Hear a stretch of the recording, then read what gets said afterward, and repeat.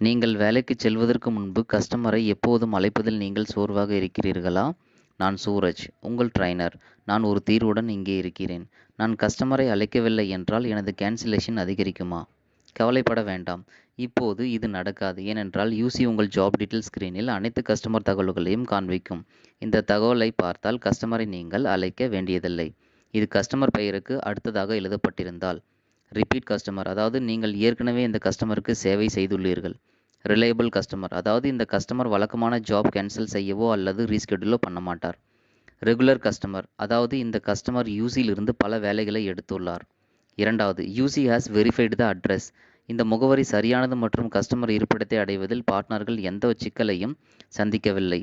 3. Prepaid, customer ஏற்கனவே ஆன்லைனில் பணம் செலுத்தியுள்ளார், எனவே வேலைகளை ரத்து செய்ய மாட்டார். 4. Do not disturb mode, customer பிஸியாக இருப்பதால் அழைப்புகளை எடுக்க விரும்பவில்லை.